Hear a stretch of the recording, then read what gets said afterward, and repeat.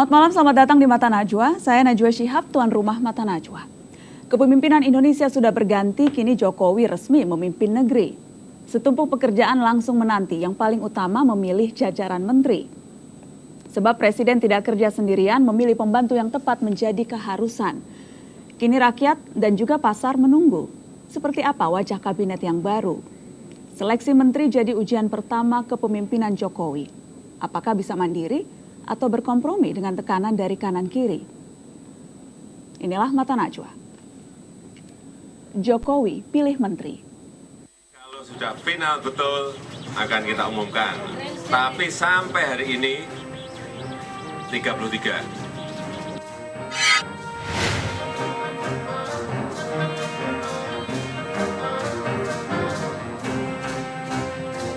Kriteria tentu saja leadership-nya kuat dan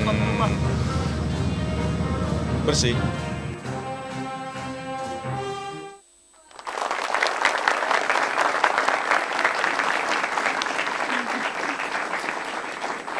Ya, pemirsa, siapa yang akan menjadi menteri masih misteri. Pengumumannya pun tampaknya juga misteri. Seharusnya malam ini gosipnya, rumornya akan diumumkan, tetapi kemudian berubah lagi.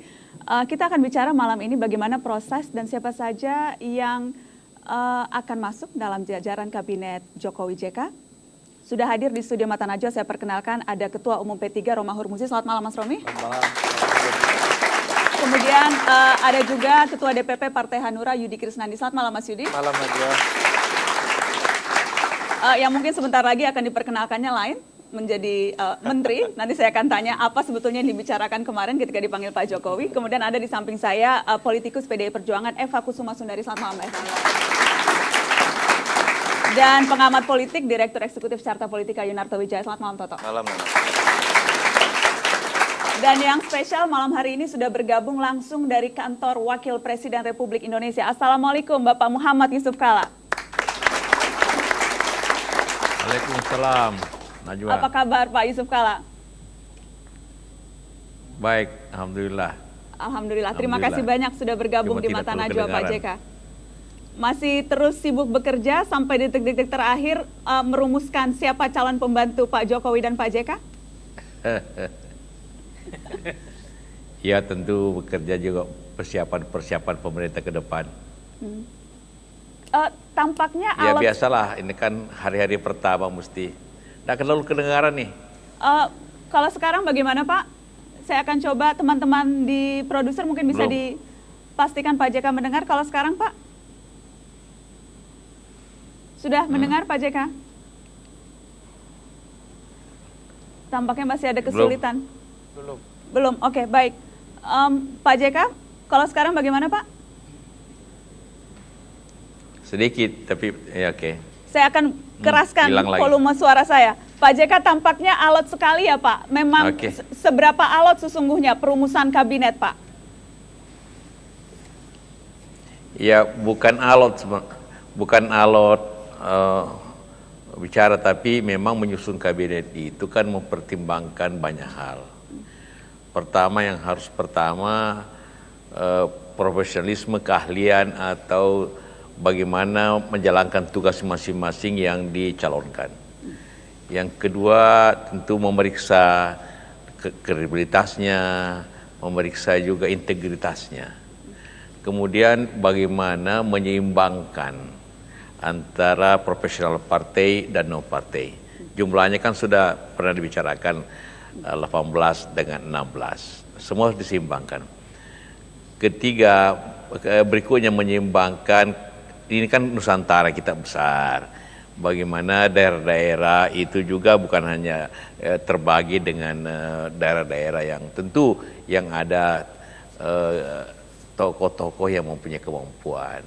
Ya, ketiga tentu juga dipertimbangkan masalah keseimbangan baik agama, gender dan juga kulturnya.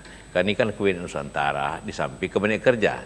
Jadi semua itu harus disesuaikan, diharmoniskan. Memang masalahnya di situ kadang-kadang. Ada berkelebihan, ada yang kurang. Tapi yang paling pokok yang tidak bisa tidak harus punya keahliannya dan pengalamannya. Baik, Pak JK, seberapa jauh catatan dari KPK akhirnya harus membuat Anda dan Pak Jokowi mengubah susunan menteri? Ada tanda merah, ada tanda kuning, Ya, itukah tentu. yang membuat kenapa akhirnya ditunda lagi pengumuman karena catatan KPK itu? Ya, tentu catatan KPK, rekomendasi KPK harus dipertimbangkan dengan serius, dan itu juga telah dipakai sebagai acuan karena memang sejak kampanye itu Pak Jokowi telah menjanjikan itu bahwa kabinet ini harus ahli dan bersih. Bersih itu ukurannya tentu harus diperiksa sebelum diangkat, bukan setelahnya. Karena itu kan lembaga yang baik untuk itu adalah KPK dan PT IKA.